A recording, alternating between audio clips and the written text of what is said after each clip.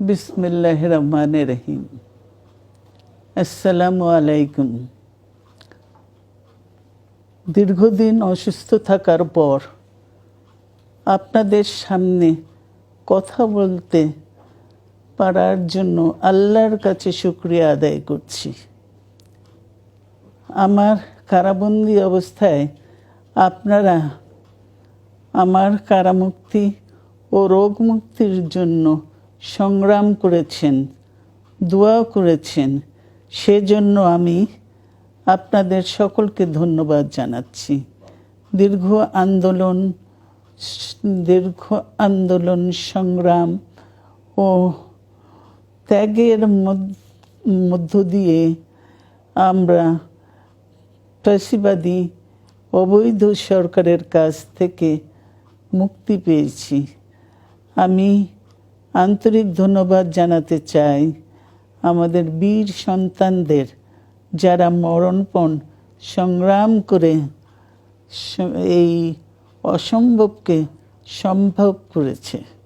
শত শত শহীদদের জানাই শ্রদ্ধা।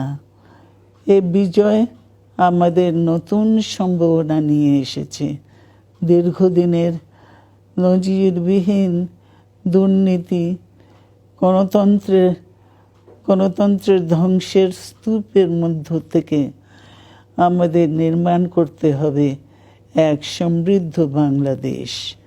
ছাত্র তরুণরাই আমাদের ভবিষ্যৎ। তরুণরা এই যে স্বপ্ন নিয়ে বুকের রক্ত ঢেলে দিয়েছে, সেই স্বপ্ন বাস্তবায়নে করতে মেধা, যোগ্যতা, জ্ঞান ভিত্তিক গণতান্ত্রিক বাংলাদেশ গড়ে তুলতে হবে। শোষণহীন সমৃদ্ধ বাংলাদেশ।